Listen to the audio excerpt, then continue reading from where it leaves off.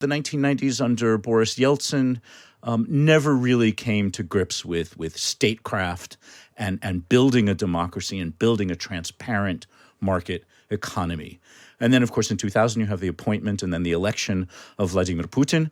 He had slightly different ideas about where he wanted to take Russia. Initially, I don't think we completely saw it. The number of people who sort of saw what was coming those early days is quite small. But he gradually let us know who he was. And it wasn't a liberal Democrat, and it wasn't a market economist. Let's also talk about Russia, because Russia is back in the news because natural gas flows from Russia to Eastern Europe via Ukraine stopped yesterday. Volodymyr Zelenskyy, the president of Ukraine, hopes to put a dent in the Russian economy. Gas prices are already increasing as a result. Experts have warned it could affect UK household bills later this year. European dependency on Russian gas is just one aspect of Russia's role in global trade since the collapse of the Soviet Union way back in 1989. In his new book, Zero Sum, The Arc of International Business in Russia, the journalist Charles Hecker documents the highs and lows of Russian commerce. And he joins me now. Welcome to the show, Charles. Good morning, Ed. So you've been living and working in Russia for 40 years. On and off with a lot of back and forth, but yeah, some full-time residency and some part-time residency. And you've got this kind of arc of knowledge, if you like, because I'm old enough to remember in the early 90s, it was like a sort of dream come true that Russia was going to be brought into the capitalist system. It was going to become another great trading partner of the West. The Russians were getting very rich very quickly, but everyone was going to be a winner.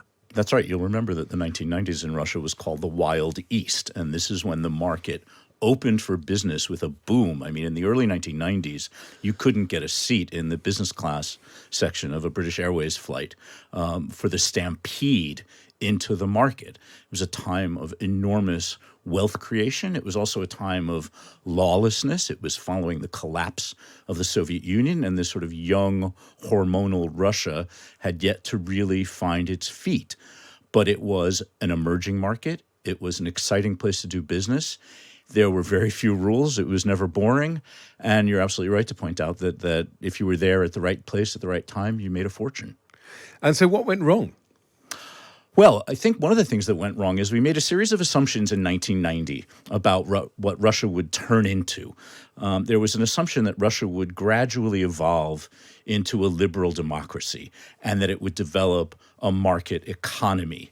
And these are the assumptions that we made because we thought with enough time and with enough money, Russia would become just like us.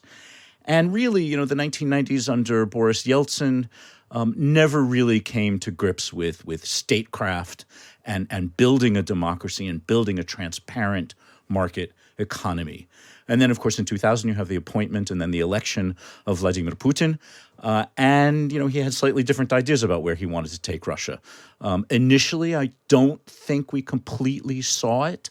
The number of people who sort of saw what was coming those early days is quite small. But he gradually let us know who he was.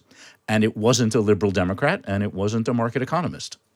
But, I mean, what is interesting is that you can still have, to put it crudely, a sort of autocratic regime, but one that is still kind of open for business, as China indeed has been for many years. And one of the things that you expect when, to put it again crudely, people are getting rich off trade is that they don't jeopardize it by starting things like wars. Why? And I remember, again, the early days of the war in Ukraine, everybody said, well, this won't last because the oligarchs will come for Putin because they're making too much money. But that didn't happen either. Well, you're right. I guess at some point we had to abandon this belief that democracies and markets were sort of fraternal twins that were inseparable. And you're absolutely right that there are plenty of examples around the world, of course, China being the most prominent one, of autocratic regimes that have more or less thriving capitalist systems with, different size role for the state. And, of course, there is that long ago McDonald's theory that two countries that have McDonald's don't go to war with each other. That's over now because Russia had something like 800 McDonald's, and Ukraine had loads and loads of McDonald's in all of its major cities as well. And Russia invaded. And this is where the priorities of the man in the Kremlin and the priorities of the market and its biggest players, including these absolutely wealthy oligarchs, this is where they diverged. And the oligarchs and people who made a lot of money in Russia, both local business people and expat business people, this was very much against their interests. But there isn't just yet the mechanism for them to get together and do something meaningful to express their unhappiness.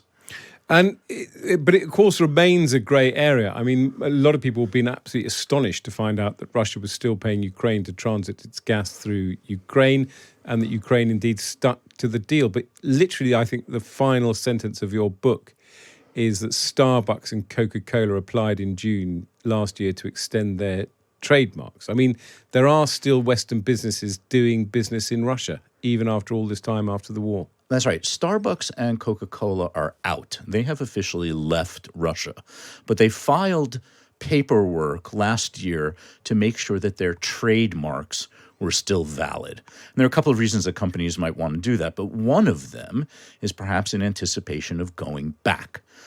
And that's something that businesses, even as they were leaving Russia, they were already thinking, look, we better leave sort of the door open or make sure that the plans are in place for us to go back. Because at some point, there will come a time, either through a peace agreement or a change in the Kremlin, where Western business may once again be welcome. And if you're Starbucks and if you're Coca-Cola, your brand, your trademark is everything. And you want that protected in Russia against things like counterfeits and fakes and pretenders for that moment when you do return. And are you going back? I haven't been since 2019. That was my last business trip to Moscow. And then, of course, we had the pandemic. My visa expired. And no, I haven't renewed since. And have you kept in touch with the friends you made during all those years in business? Absolutely. I mean, if there is any sort of tiny silver lining to this awful war, and that is that the vast majority of my Russian friends left. And so now I can see a lot of them by getting on the tube rather than by getting on a plane. And so that's a lot easier. There are still, friends and business associates who are left in Russia, but I think we're going to have to meet on neutral ground.